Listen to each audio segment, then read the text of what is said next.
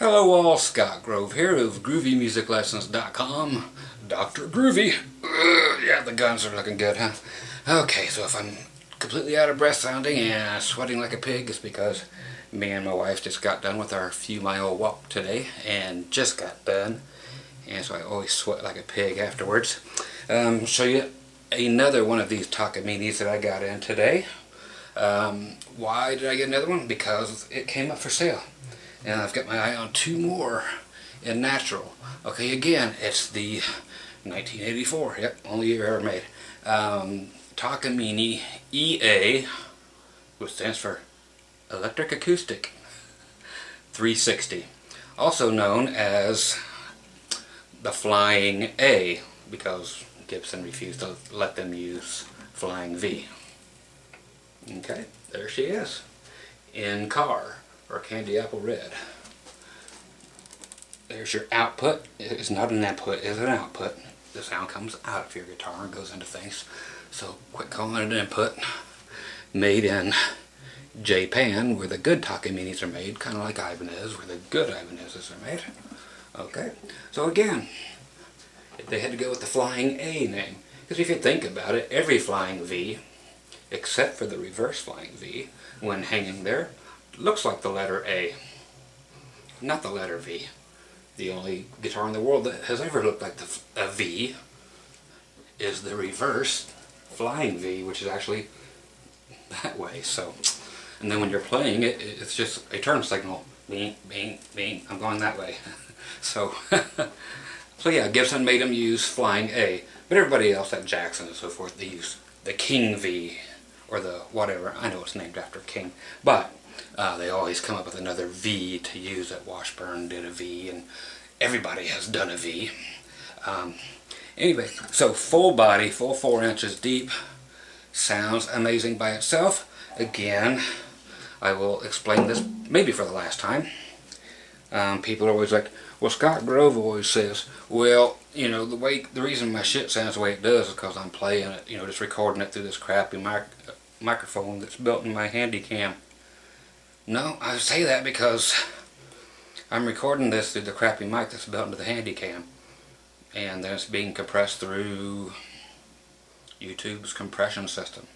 So that's what you're hearing. You're not hearing it direct, so it's letting you know, for people who are audiophiles instead of pedophiles. Yeah, we remember our pedophile friend, don't we? Okay. Ain't that right, Henry?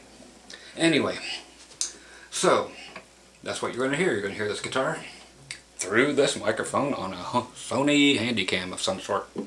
And I'll plug it in, and then I'm going to show you a few things for people who keep asking about acoustic guitar amps and so forth, and answer questions about what you are supposed to plug them into and how do you go about doing it properly, and blah blah blah. So anyway, so it is just an acoustic guitar that is actually huge, and not like the piece of crap Dean thing, balsa woods, that are just horrible. These actually sound huge, sound great, play great, are great.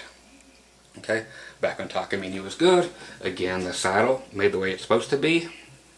2 different saddles to get your intonation as close to possible as possible.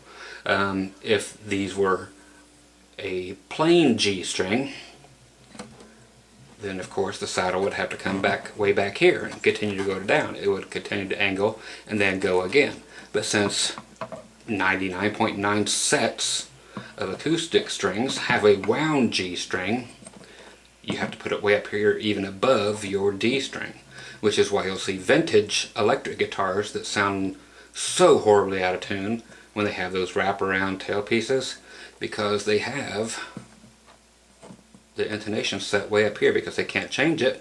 But way back then there was no such thing as plain G strings. They were all wound, so you couldn't really even bend your G strings back in those days.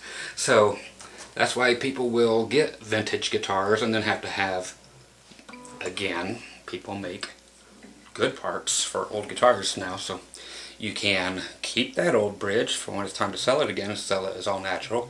But in order to play an old guitar electric, like say a 57 Les Paul Jr., I mean, they're all going to have screwed up bridges, and you cannot intonate them at all, and they will be so far out, especially the G string, that you have to buy the replacement bridge, put it in there, it'll be fine, and it'll be intonated, and everything will be great, but then you can put it back to normal when it's time to get the real money and sell it again.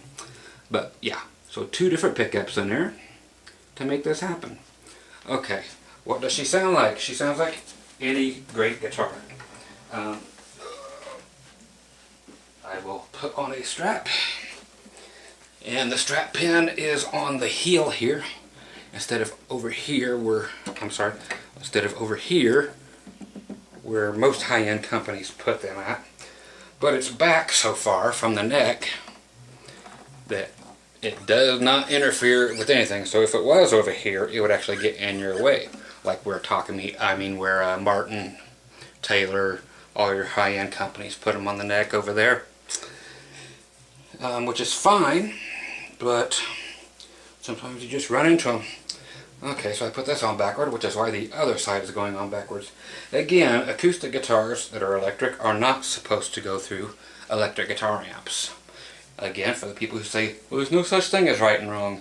Well, this is about as close to right and wrong as you can get, because they are not intended to go through an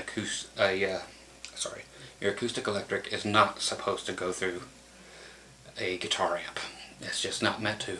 They have acoustic guitar amps, which are fine for at home, okay, but very rarely do people use acoustic amps in concert situations. They may use them in a live situation where it's a little coffee house or something.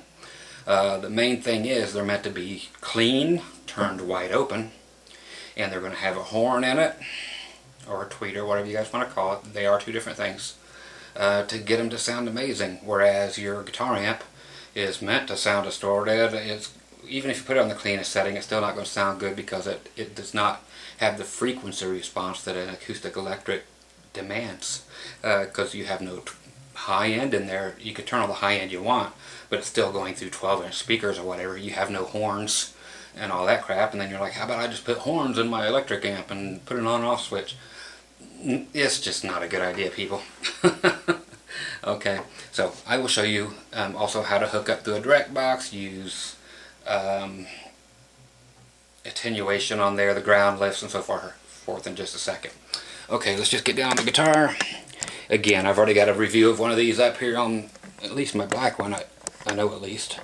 Again, it's just a great guitar that happens to be shaped like this. That's it. Okay, and this one happens to be like, I'd say 9.9 on a scale of 10. Only for the reason of, I saw that sweat, one little dimple in the finish. Other than that, that's it. But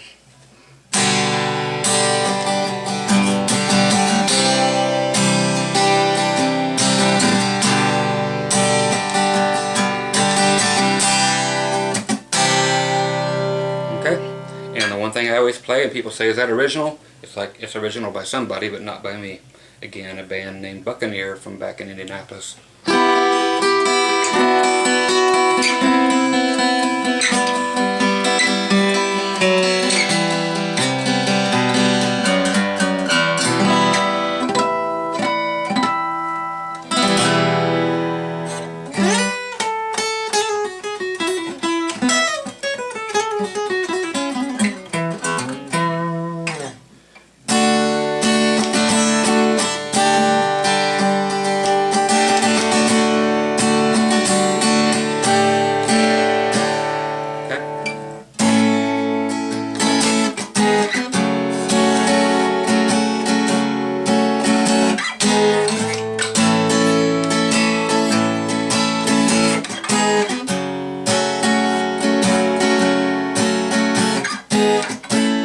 Anybody wants to know, that one's called Fire Lake by Bob Seger.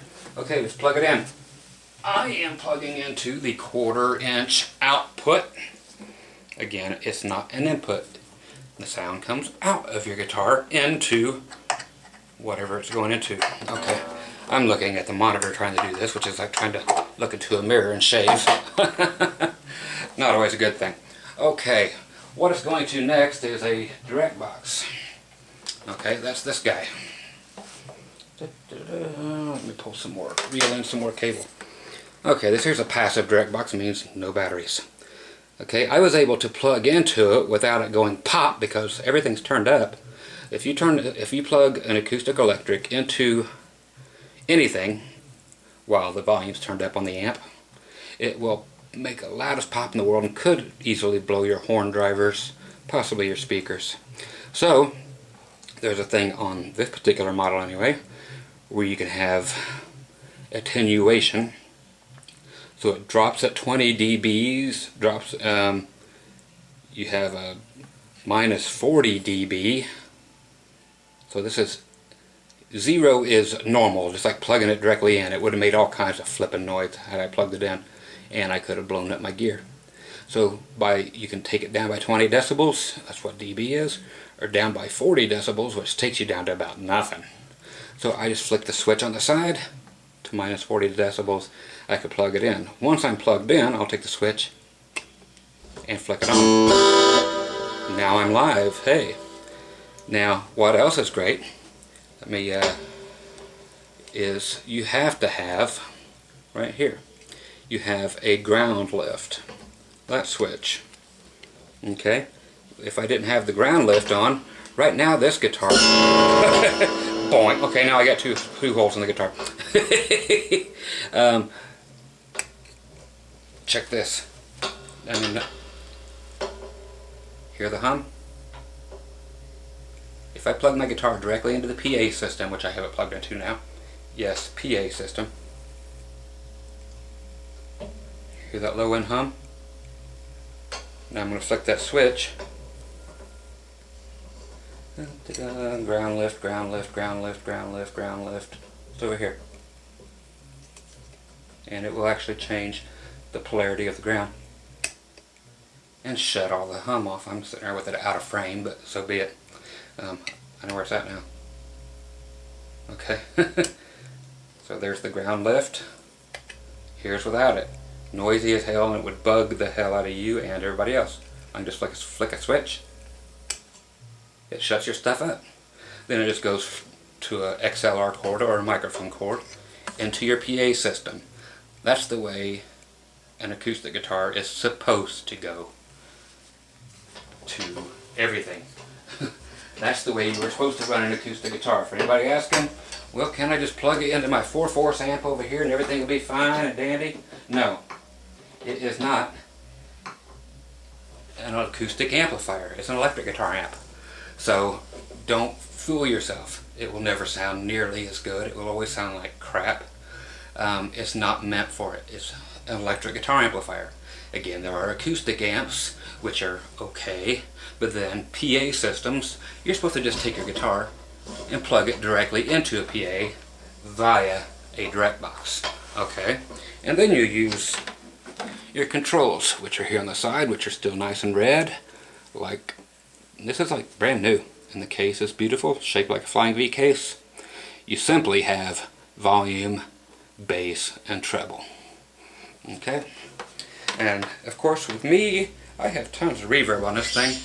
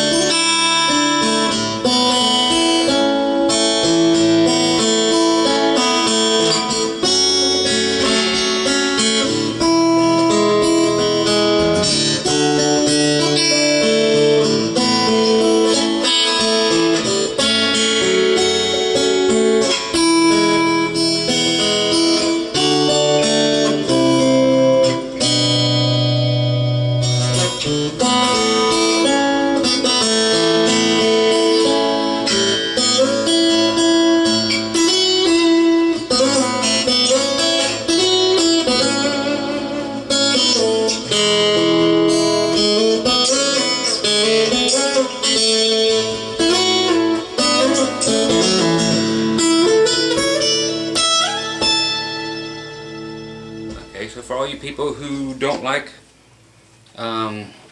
guitars that are cutaway, this one's cutaway as much as you can get. Okay, so for those of you who really want to play lead acoustic stuff, you've got all the room in the world.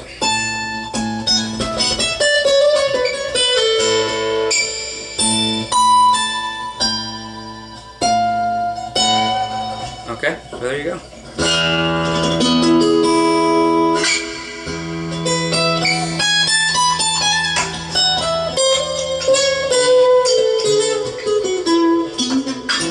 If I pay attention where I'm at.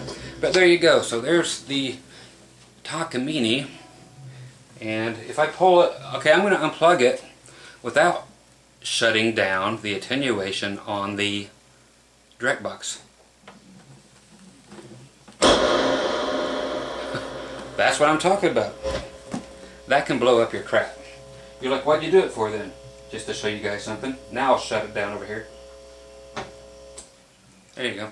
Now if I had done that first, it wouldn't have done that. But yeah, you walk onto a show and go plug your guitar in without doing that, and your sound man's going to shoot your ass. It's just the way it is, kiddies. You got to do it right. So again, no. Sorry, but I'm not going to sell you or recommend that you buy 4-Force or any other amp. EM1 anyway, they do make an acoustic amp, but it's just not on the market yet. But just know that these are not supposed to be plugged into guitar amplifiers. They're fine to stick into a bass amp that has a horn in it. It'll sound funky, but at least it has a horn in there. And same with keyboard amps. Keyboard amps and acoustic amps are pretty much the same thing, except for an acoustic amp will generally have reverb on it, so it'll sound like what you just heard. And it might have chorus on it. I generally don't like chorus on an acoustic, but if you do, cool. But if you're going to be sitting around your house and you want something to play your acoustic through, some little Fender amp or whatever, it's not right. If it's an electric guitar amp, put an electric guitar through it. Don't put a microphone through it. Acoustic amps sometimes usually have a place to plug in an acoustic and a microphone with an XLR jack or a regular mic cord. And so a lot of people actually do coffee house gigs. They just use that as an entire PA system, that little acoustic amp. So you can do that. That's fine. And again, for those people saying, well, there's no rules to music. Well, there's better ways and worse ways, whether there's rules or not, as far as you're concerned. So again, if you're going to just stay at home and that's it, go ahead and get an acoustic amp. For in here and everywhere I go, every pro situation in the world, just for later, in case you intend to be a pro, it plugs straight into the PA. They turn it up through your monitor, and they turn it up, or your in-ear monitors, it goes out through the house, meaning the main PA, and that's the way it's done. That's done through a direct box every single time, so they can change the attenuation on the power. Sometimes they do need to bring that down. It's just too hot of a signal, they'll bring it down. Or you can shut it off there, or just have an on and off switch on your thing and turn it on and off so you don't blow crap up. But generally, if you're at that level, then you're having people do your stuff for you, because generally the artists themselves aren't too bright, so they hire people who are roadies and techies, and they take care of them. Then famous people don't ever have to be smart. They just keep on being creative. That's their job. Okay, so again, the EA-360 from 1984. These were available, of course, in candy apple red, a really cool shade of blue, natural, black sparkle one like my other one, and the very, very first ones were actually a kind of a pea green sunburst, and it had a V-shaped headstock. Okay, so you'll know those right off the bat because there's not many.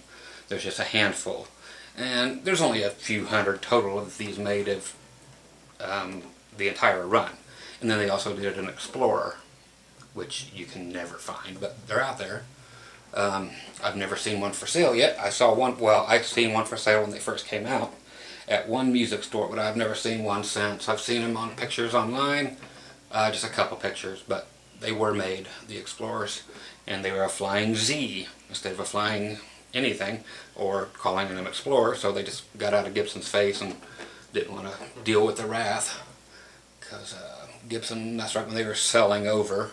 85 is when they sold and started getting everybody's crap again. And even lately, Gibson's trying to get everybody to stop making Les Paul copies and everything else. Like, can't happen. Just like Fender just recently tried to get people to stop making Fender copies. Court said no, it's been too long, dudes. Okay, so there you go, and again, that's the right way to plug into anything electric with your electric acoustics. Great, fantastic guitars, whether you like the looks of it or not. Just know that, yeah, it sounds every bit as big, and not funky, not weird, not resonating some weird frequency because of the shape of it. It sounds like any shaped acoustic guitar out there. So they got something right with this one, and they did it very cool. And yes, there were Flying V acoustics out way before these too. Just nobody cares. But again, there's something a lot of you haven't seen if you haven't seen my other videos.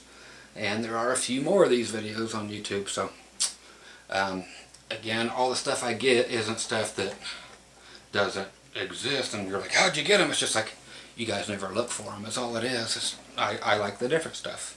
So there's something different. Hope you enjoyed. Once again, groovymusiclessons.com for all your groovy needs. Every little review I do, it's on there. Over 100 free lessons, even less on the paid lessons, but paid lessons are a lot better. And they're totally free of profanity for any Bible thumpers.